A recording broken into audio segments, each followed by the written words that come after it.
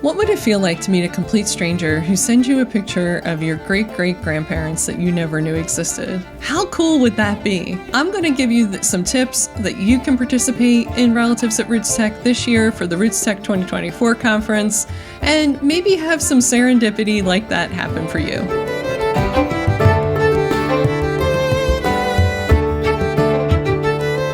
Hi, my name's Denise Allen. I'm a researcher here in Pennsylvania, and I'm helping you get ready for RootsTech 2024. In this video, I'm going to explain how you can participate in Relatives at RootsTech and get your family tree ready so that you can take advantage of those fun cousin connections with cousins that you didn't even know that you had that are alive and well and also researching their family trees just like you are. So whether you're attending RootsTech in person or online, you can participate in this Relatives at RootsTech connection, but it's only available for about a month. So you need to start now to get your tree ready to be ready to participate. Now, a few things to know about Relatives at RootsTech and the RootsTech app in general is that your identity as an individual is protected as you use the app.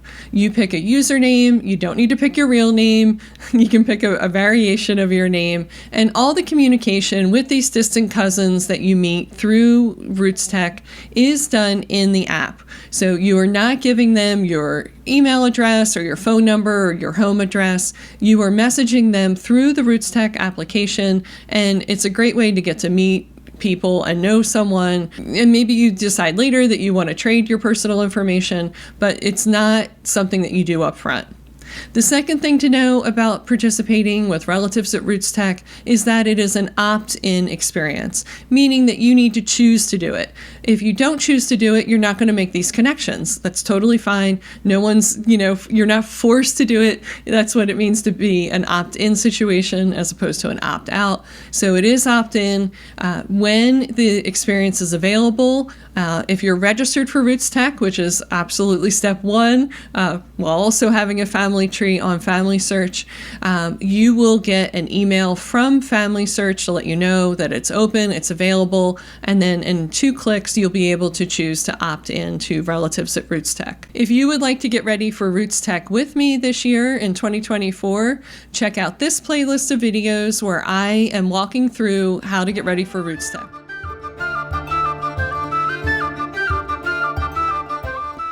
What makes that Relatives at RootsTech connection so special?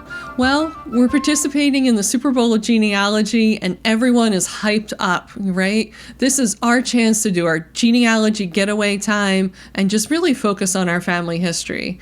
And that is what makes Relatives at RootsTech so special.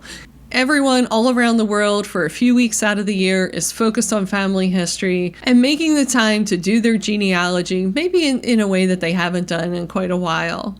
This is where then you'll be able to get people's attention and have a conversation with them about that, maybe brick wall that you have in that 5th generation, or maybe that mysterious relative that you're not sure how you're connected to them at all, but you know that they're there. So it's all possible, as I said, with Relatives at RootsTech. You've made that connection to the FamilySearch shared tree. Now what? Well, it's time to get prepared for those connections. So a couple things to keep in mind when doing this, things that I did not keep in mind in past years, is mostly 2 things. One, you need to make the time to actually make the connections.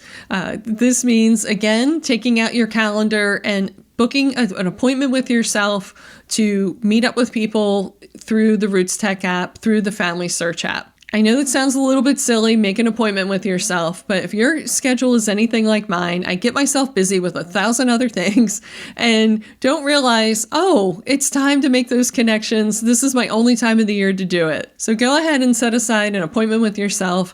I would give yourself an hour a day throughout the RootsTech conference, which is February 29th through March 2nd. And I'd give myself, an hour a day for the week afterwards. Because again, everyone is excited and wanting to continue on with the conference experience. And I want to continue on making those connections because I have photographs and documents to share, and I hope others have those kinds of things to share with me too. My second big mistake that I made with Relatives at RootsTech in past years was mindset. I did not have a positive mindset and a forward-thinking mindset when I was thinking about this experience. This really is the only chance I might have to connect with some of these folks. And I want to keep it in positive and encouraging. I want to stay focused on genealogy. I want to assume the best out of the situation. So all those things are things to keep in mind when making these cousin connections. So you decided that you wanted to participate in Relatives at RootsTech this year, and here's how to do it so you can make those fun connections with your cousins. The first thing you need to know is with your FamilySearch account, you need to have a family tree on FamilySearch, but that family tree is a special kind of tree, and that it needs to be connected to the big FamilySearch shared tree. So FamilySearch has taken on in the last few years making one unifying family tree for everyone that's ever lived. I know this sounds like a crazy goal. It just sounds impossible, but it has been happening. The FamilySearch shared tree, last I heard, has 15 billion people on it. That's billion with a B, who have been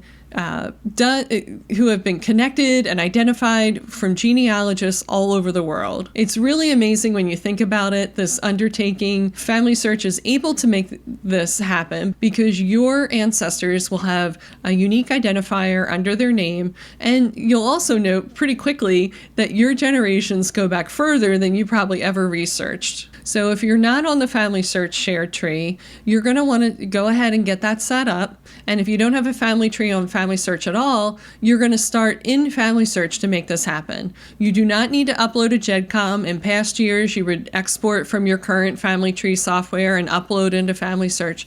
We're not doing that anymore. It's much simpler to just start within FamilySearch. You're going to put yourself in if you're not already there, your parents, your grandparents. Maybe at this point, you'll start to make that connection to the FamilySearch shared tree. If not, put in your 8 great-grandparents. That's 8 individuals. And one of those should connect in at that point with the FamilySearch shared tree.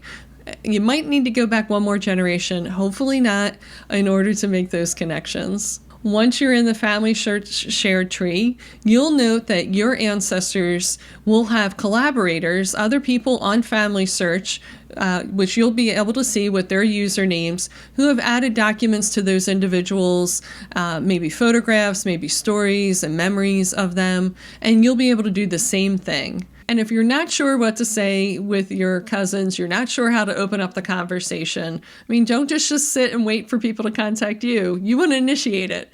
If you're not sure what to say, be sure to check out my free download in the description below. You can get that document and it'll help you. What do I say to these distant cousins to lure them in and really connect? So look for the prompts in the document. Just click and you can get that downloaded for free and begin to start those conversations.